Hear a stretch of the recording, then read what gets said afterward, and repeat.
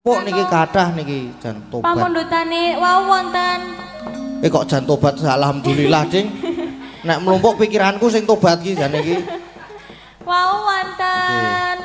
Muga nyawiji diganti ayang-ayang. Terus niki wau yen ing tawang. Terus kalih lintang asmara. Nggih. Oh nggih. Terus napa meneh nggih? Wau tes enten nganu. Napa? Nidam Sari. Nidam Sari Mas Terus Gading. niki terserah sik nembang niki wau. Oh nggih. Niki yang dipinangkani dulu yang mana Mas Gading? Ingkang tesih slendro-slendro mawon niki tesih slendro to. Oh slendro nggih. Nggih, enten gubuk asmara niki. Gubuk asmara nggih. Ajeng nyuwun Sinten kanca mulih? Nggih, sinten malih Mas Gading? Mbak. Kok bubras to jan? Bala niku kangge penutupan mengke niku. Gugong niku. Sinten rumiyin Mas Gading?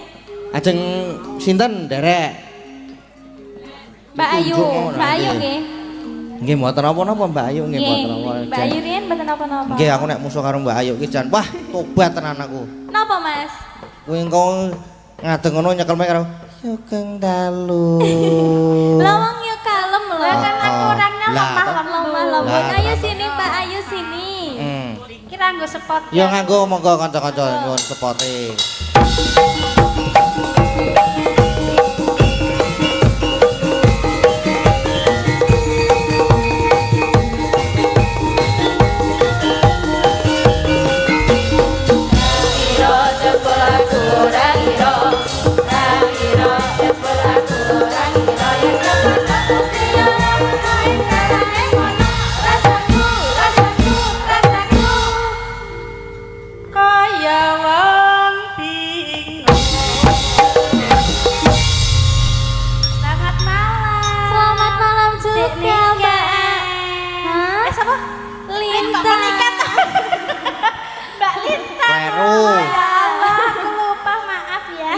Apa-apa. Hari ini kita kalem-kalem bertemu kalem ya, Mbak ya. Jangan kayak apa ini kita bersatu gimana? Anu sebaya. Sebaya? Mosok toh, tapi aku cilik Aku cilik Ya aku karang karang kegeden rumangsa. Enggak apa-apa ya. Iya. Kita sebaya. Mas Gading. Nggih. Nggih, wonten damel, Mas. Nggih menika apa to mau gubuk asmara. Mas Gading iki bae lek karo wong sing kalem ya kalem ngono kuwi ya ngomong ya. Heeh, jan kalem. Kalem kok ya Mas ya. Nggih, kula menika kalem. Nggih. Nggih, aku wis kaya Mbak Lintang ta. Sampun, nggih. Makasih. Mak kaya wong lenjeh banget kalem. Nggih, wonten dawuh Mas. Wis ganti meneh to? Mau wis Mas Gading. Lah ketoke maido nek aku dipersis-persiske Mbak Lintang ki kaya maido ngono lho. Ndak apa-apa Mbak Ayu. Oh, jane iki nek Ayu ki ya padha le Ayu. Cantik. Pinter we kurang piye. Iya. Body kurang piye. Oh, jalo. Semok tenan. Kurang piye aku segere kurang piye.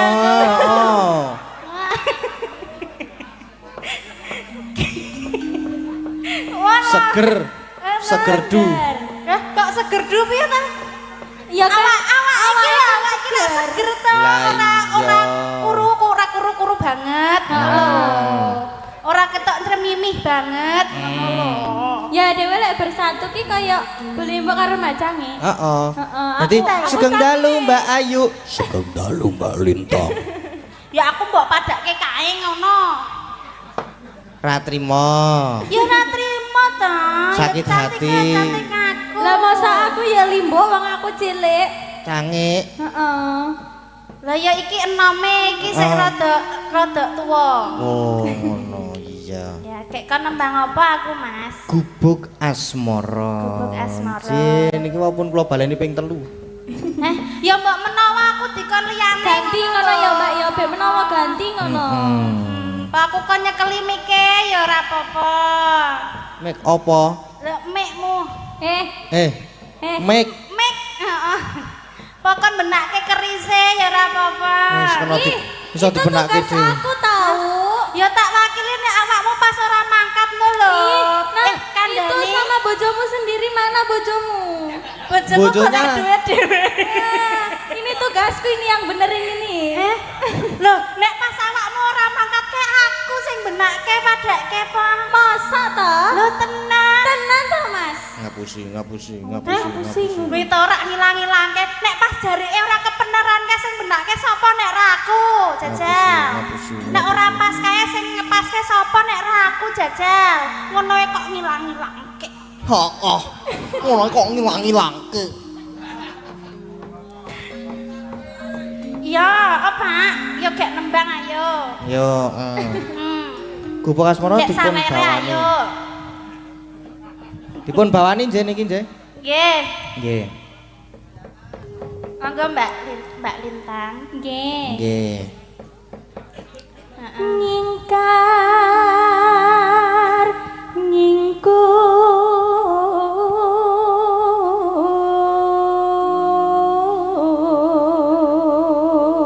nyingkur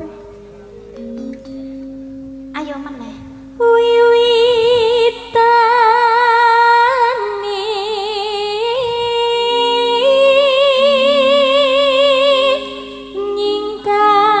nyingkar nyingkur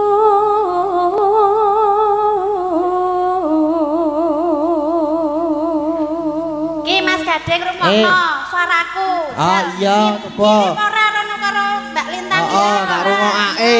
Ya. ya Tak rungokake. Mbak Ayu janan ini Mbak Ayu iki Lingsam yen ke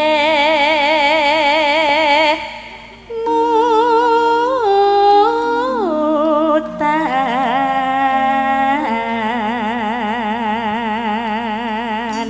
Piye?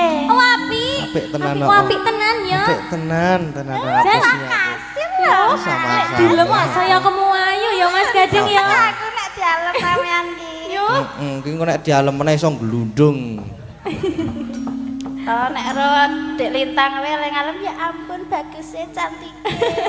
ya ya no Ora aku kon cocok kok aku soalnya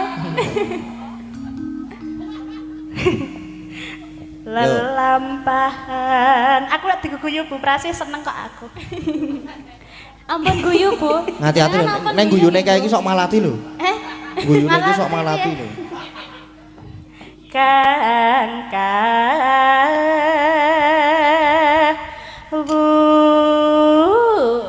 Alah, Hah? Jan Piye? ora apa-apa, oh terus. Lah ya modele ngene iki kok ya.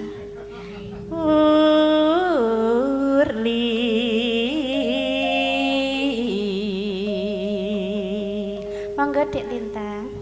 Bareng. heeh ben kompak ngono lho ben kompak Gelem bareng ora? Wah, gelem bareng-bareng. Oleh. Oleh Bareng banget. oleh, ya. Boleh, heeh. Tresno tulus nadyan engko buk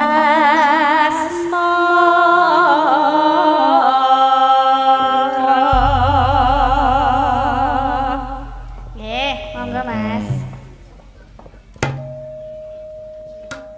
Yuk Gubuk Asmara.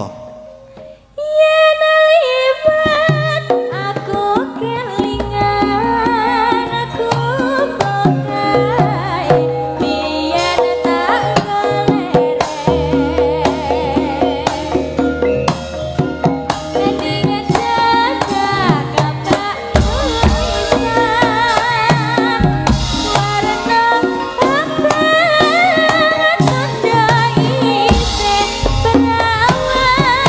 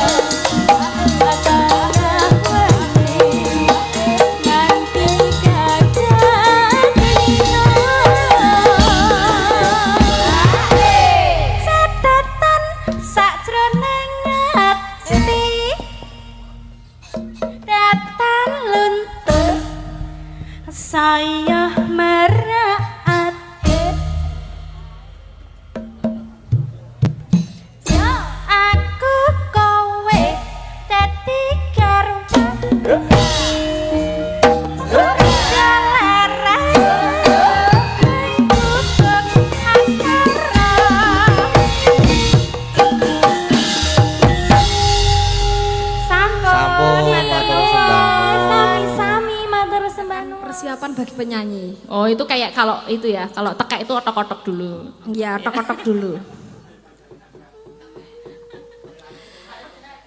Gegerane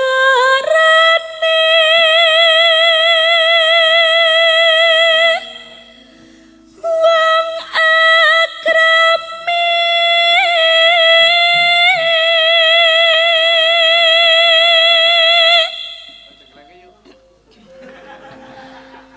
tetep beda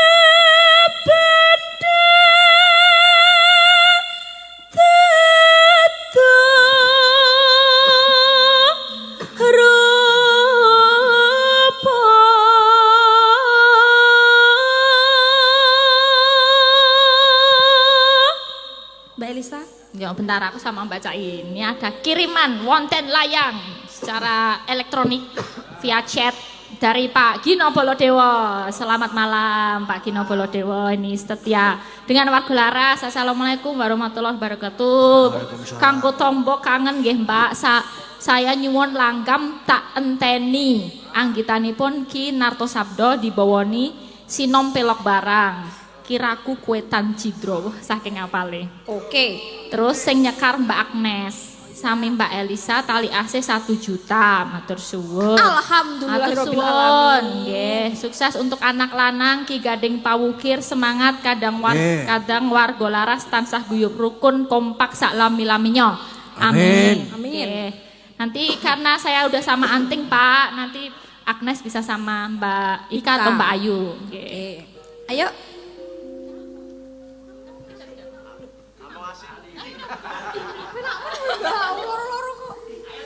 Ayo Teng, 3-3 ini jadi pas gitu loh. Yo thank you. Ayo Pak Geter. Kula kelangan Laras.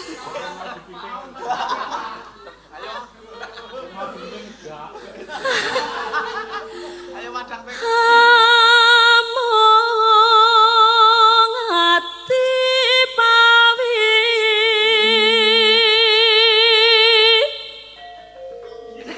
Oh, gue. Anggap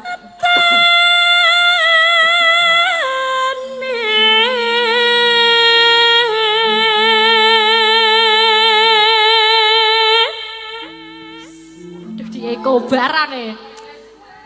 Biasanya jos. Luput pisan kena pisan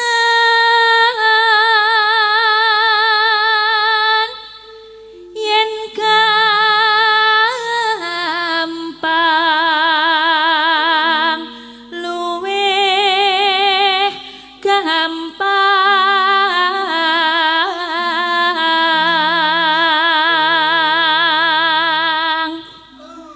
yen angel angel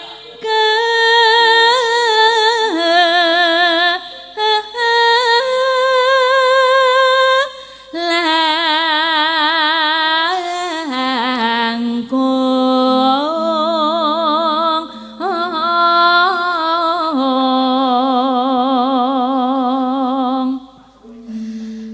tan kena tinumbas har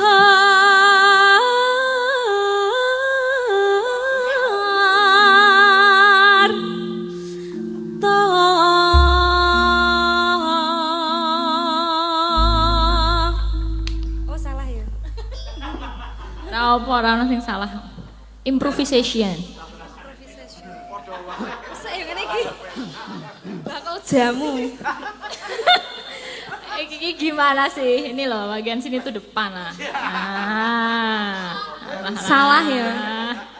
Gini, Wis ayo. suwe ra wayangan ngene iki. Ngopo to ya Allah? Kamu mulai ya. Iya.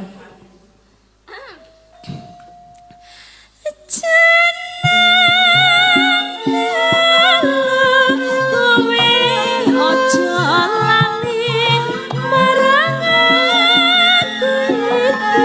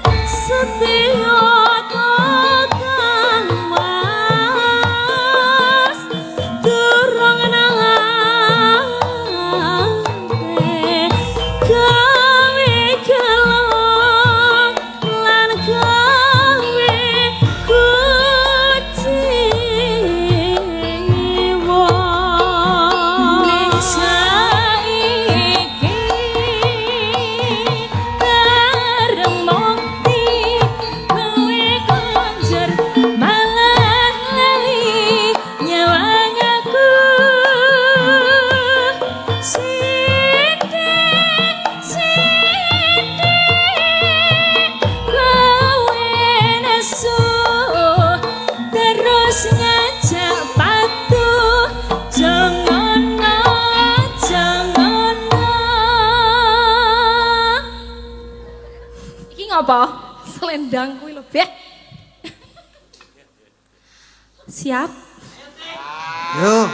Ya ya. Apa to, Mas?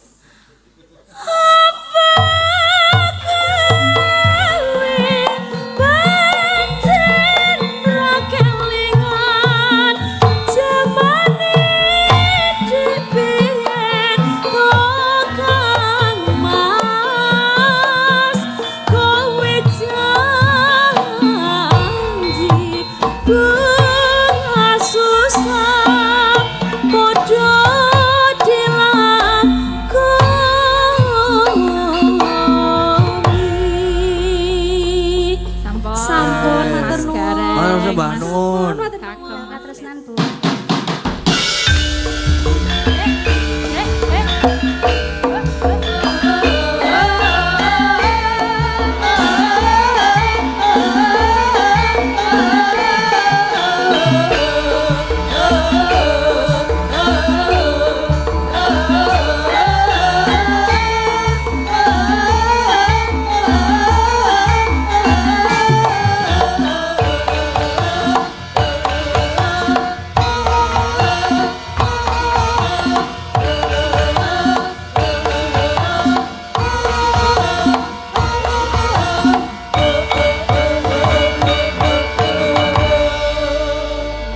Sugeng dalu.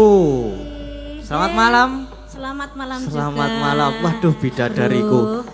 Alah, bidadarimu. Iya, itu Lah bidadariku. kok sampean selerane tua toh, Mas? Loh, walaupun tua kan aku cantik dan molek. Iya. Molek. Molek ya apa? Molek ki apa? Molek ya ayu. Oh, Nah. saking Oh. ayune dadi molek. Gimana? Leru ora apa-apa, sing penting para pamirsa ki paham. Betul, nggih. Pripun kabare sehat to, Bu? Nggih, alhamdulillah Nggih, pengestune kok sehat. saya cilik to, Bu? Cilik karang tak gemboske. Oh, kurang ajar kowe tujuan. Kok gek saya suwe ilang kok jenglot. Ilang padha ngene bojomu. Suwe-suwe saya cilik bapak. Nggih, Langsung mawon nggih. langsung Langsung. Iya, langsung mawon. Katresnan. Ninggal katresnan. Nangis sak katon katon sliramu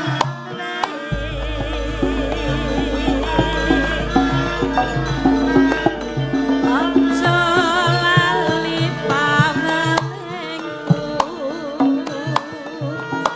Mugi-mugi Gusti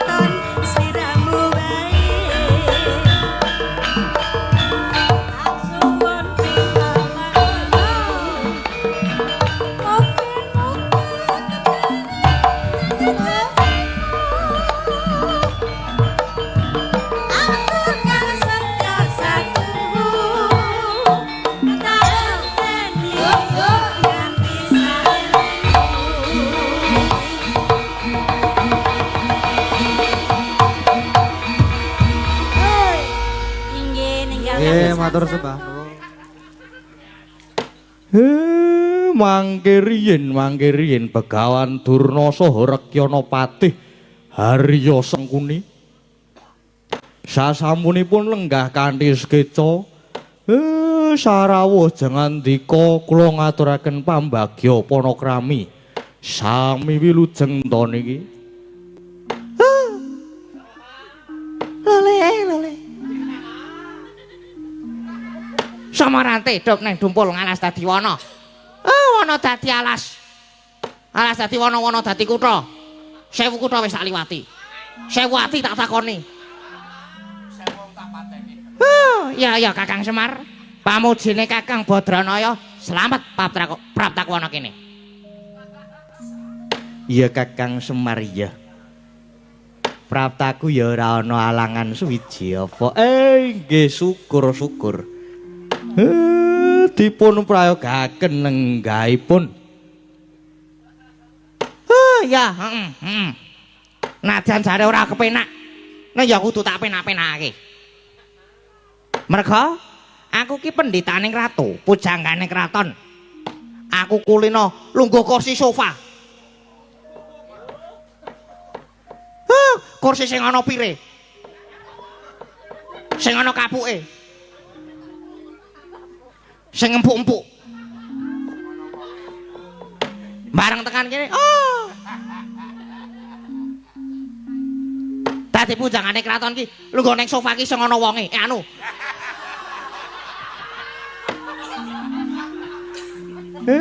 Pripun. Bareng tekan kene. Lah kok atose ra jamak. Marake pegel. Sesuk dadak mulih pijat urat.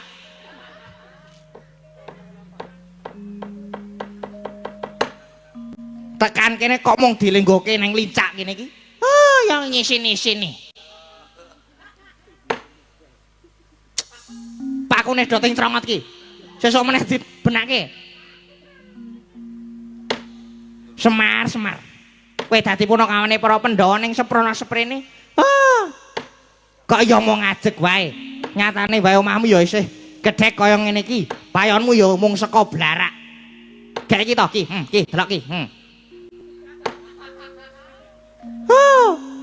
Nek ngisor ki joben ngono lumayan. Lah iki lemah. Lemah Dik Patih. Nggih lemah. Mulai ya nyon pangapunten nek kepeksa selopku tak nggo. Nganyari selop. Druk, urung-urung nyelaki teh. Jatuh sih. Sabar, engko sik. Mengko sabar. Gumun aku ki sok-sok ki, gumun ngopo? Ngendi paman nek ketekan menungsa loro kuwi iki mesti sing kahanan maune butek dadi bening. Anu apa? Sing kahanan maune bening dadi butek. Ha ya kaya ngono kuwi to pancenan ki. Pancen kaya ngono kuwi. Mesti senengane ngrusak-ngrusake. Wegah aku nek ngono kuwi ki. Sok mangkel ngrusak suasana. Manake ora sida bahagia. Apa, Kang? Bahagia ngono wae. Heeh, kuwi mangkel aku truk jane truk. Ya engko sik sabar. Nang ya nek nyeleket kaya ngono kuwi kepiye? Tak gajul tenan lho iki engko suwi-suwi. Sabar ben bapak ki ben ngendika sik kowe iki meneng sik. Oh iya. Heeh. Mengko ana jamane mengko gara-gara ki kowe iki omong sing akeh. Ya mengko ya truk ya. Heeh, semengko wae. Engko Pak dilajengke, Pak. Jan. Penemban pancen kahanan kula niki nggih ngaten niki. Neng kula nggih mboten nate ngresula. Sing penting Bagas Waras. Lah arep Bagas Waras kepiye? Kepiye lah arep Bagas Waras? Lah arep sehat ki kepiye nek kaya ngene iki? Omahmu wae ora pokro. Reget. Pelataranmu ya. Jelas kaya ngono kuwi. Sesuk meneh nek siram-siram ki sithik wae. Ora usah sak tandon banyu kok digrojoke kabeh. Marake jeblok, selop anyar padake.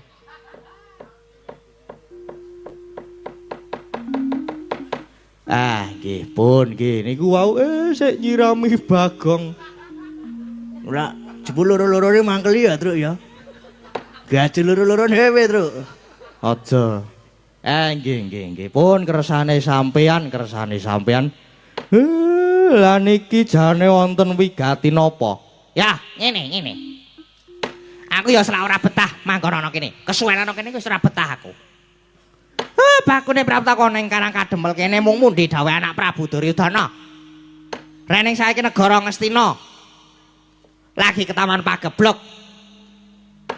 Nek larang sandang larang pangan ki ora mungkin. Ora kaya Karang Kadempel kene iki ora kaya ngene iki. Merga negara Ngastina ki negara sing sugih blegedu nyatane wae. Deloken iki. Panggon aku sarwa emas. Sarwa emas kabeh. Nanging Mbuh, jalarane apa kok dadi negara Ngastina? Saiki kawulane akeh lelara, akeh rajapati bebasane sok lara. Sore tumeka ing pati. Mongko pirang-pirang budidaya wis ditindakake. Klebu nimbali para pinter, para wiku winasis. Supaya ngusadani renganing praja, parandene ora mendha malah saya ngrebda. Ya nggih. Lajeng pripun? Lajeng pripun? Lah, Bajur. Anak Prabu Duryudana nampa wangsiting dewa. Wangsit sak maya merah kuwi, Truk. Menengo.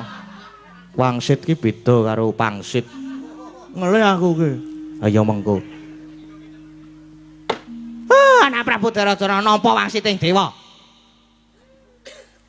Negara Ngastina bakal wales saka penandang waton, ora ketang mung sedhela kudu mboyong Semar ning negara Ngastina. Nah, tekaku ana kene iki kedawan supaya mboyong Semar. Nek jane aku ora percaya karo kluwane Semar iki apa? Ora percaya. Ning kaneng aku mung saderma didhawuhi, anane ya mung mangkat ngono wae. Wis. Iki kowe gelem tak boyong ning Ngastina, Semar arep njaluk bebara apa wae bakal tak turuti. Bakal dituruti, ayo.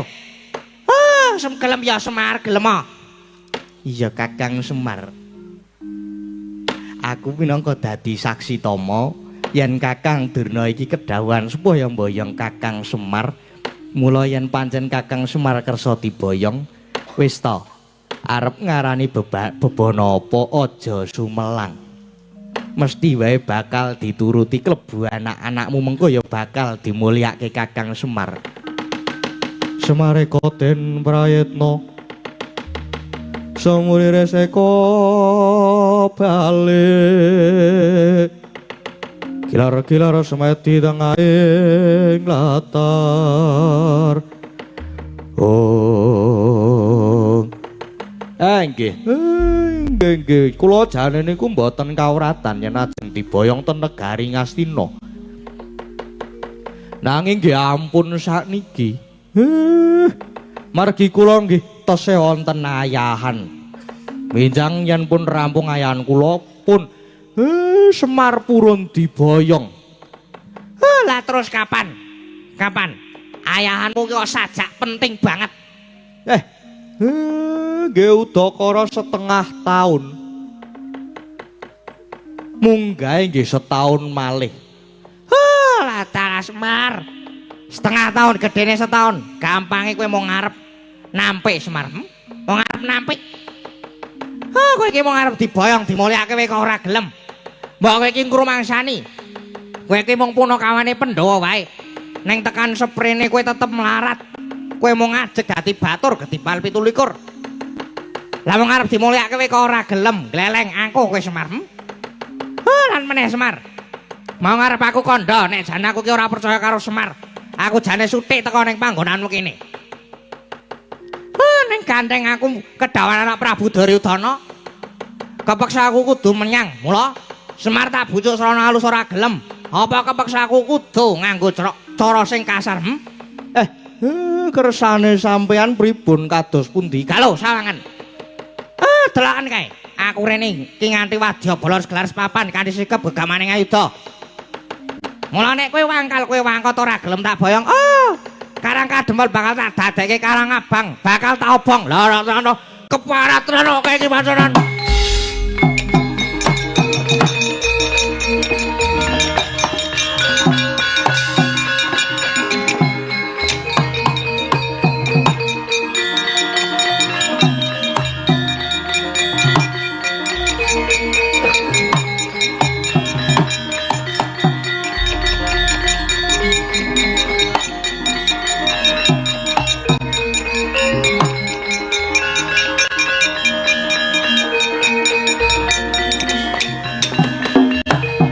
Mbah.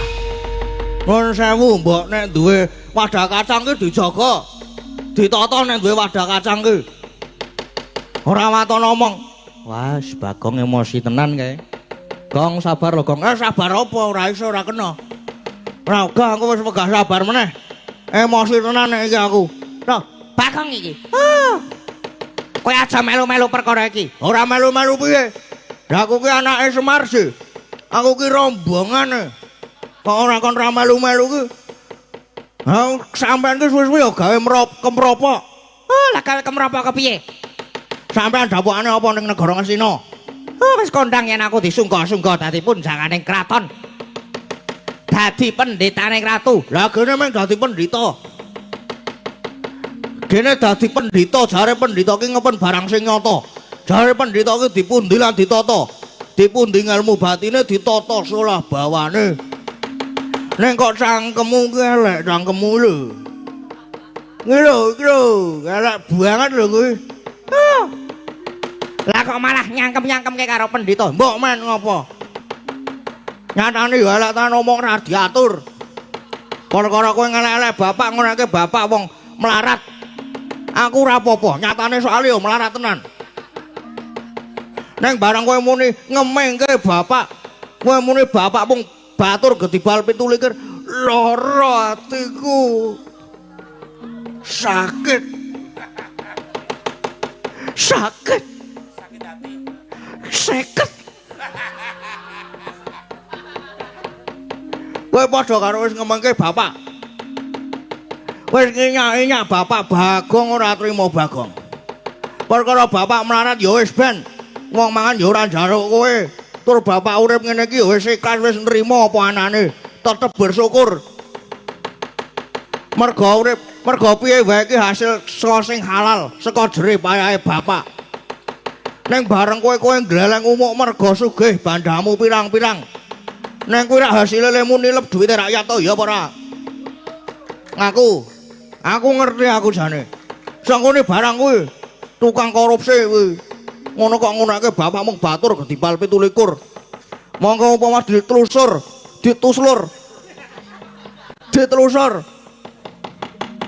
Semar nek karo Durna ki derajate dhuwur bapak. Ora coba bapak ki sapa? Bapakmu ki genamung Semar. Wong melarat, wong keserakat. Kuwi rak tata gelare. Neng batin bapak ki dewa. Dewa apa? Dewa kok bentuke kaya ngono. Kowe ra ngel. Kowe tak kandhani ya, bapak iki isih jaman enom ki jenenge Sang Hyang Pespa. Sapa jenengane? Sapa, Truk? Sang Hyang Iswanti. Sang Hyang Iswanti. Oh ngawur e. Kuwi guru SMKI. Sang Hyang Ismaya. Sang Hyang Ismaya.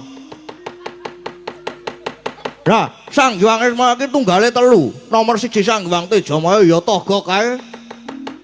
Nomor 2 Sang Hyang Ismaya. Terus nomor 3 Hyang Manikmaya ya Bathara Guru kae. Ala-ala bapak ki dewa ngene iki dewa iki. Kakangne Bathara Guru tak kandhani. Dadi aku nek nyeluk Bathara Guru kae Siapa? Kae omku kae sian kae. Dadi aku nek dolan ki ora trimo ning kraton-kraton, ora trimo ning kraton. Ning kayangan, ning gone si Ora ding aku ora tau dolan rono. Rek piknik barang ki. Ning kayangan padane ora meng kaya kowe kuwi. Durna ki apa? Durna ki apa? Durna ki sapa? Durna ki jaman enom jenenge Bambang Kumbayana. Biyen kowe ki bagus ning merga saka pokalmu dadi elek kaya ngono kuwi merga dipoteng-poteng karo Patih Gandamana. Ya apa ora? Klebu Sengkuni kuwi ya bagus. Ning merga saka unine, merga nek muni elek cangkeme terus disuwek-suwek. Mula ya tekan saiki Durna karo Sengkuni ki mung dadi provokator. Kok ono kok nyepelekke bapak kowe iki. Melarat mung batur gedibal 17 Bagong sing ora trima. Aku ki sayang je karo bapak ki. Masuk angin tak keroki nggo pacul piye ben langsung gede-gede ora trimo nggo koin tak keroki yo nggo pacul nggo sekop langsung gede-gede bapak dijegoke kirik we kirike tak cekel tak masak bapak diseruduk babi we tak periksake ora mungkin nek tak anu nek tak tulungi babine tak masak yo an babine sing tak periksake nek ora Bagong iya elek kok kuwi jane arep nesu ra Gong ya nesu sik Dilit tak nesu sabar mula nek kowe ngelek-elek karo bapak nek kowe ngelek-elek bapak Bagong sing ora trima luwe-luwe kowe sumban ning Karang Kadempel arep tok obong arep tok obong Bagong sing arep belani Bagong ayo muni kowe saiki dur muni mani suwe ngunekke bapak meneh tak lakban cangkemmu Ning ngono kowe arep wani karo Pendeta Durna. Lah kok dadi alon bane momongan iki. Sing seru kaya mau. Monggo aku rene iki ngret wadya bolos gelar papan. Ngret wadya bolos gelar papan lho Bagong. Kalau telokan kae. Telokan. Lah sing tak ndel-ndel iki meng Kurawa. Kurawa ki apa? Kurawa ki mung rombongan apa? Rombongan beborosi kowe kok digawa-gawa wae. Njur ngapa Bagong ki anak Semar kok wedi anak dewa padake. Arep kowe ngrit wadyabala arep kowe nggawa Kurawa. Bagong ora bakal gigrek. Kene tak babatane wadyabala klebu kowe kuwi Durna. Ora minggat kok kene kadublak tuh.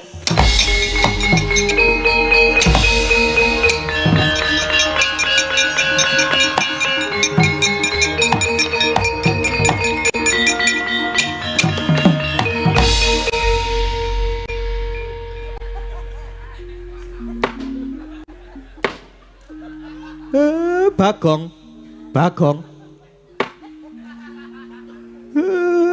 Petruk iki Bagong alah Gong ngrepot ae senengane iki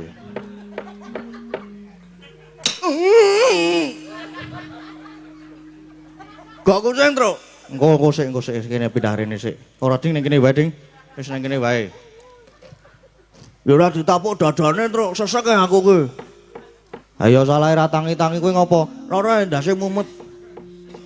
Bar nyundul sengkuni ndasku mumet e, Truk. Ayo engko dipriksake. Gareng Petruk Bagong mangsa borong lehmu arep ngundurke lehmu arep budidaya mangsa borong. Sing baku para kawula Karang Kadempel aja nganti kasempya ing ngaradan. Sendika Pak, siap nek aku mono mau ora melu-melu perkara iki kok. Mau tak tinggal turu kok nek aku kok. Aku kan ora ngerti apa-apa. Nggih, sendika Pak. Gampil aman wae. Wis gak kono mlebu wae Pak, aku selak pengen nonton limbukan aku. Selak pengen gara-gara.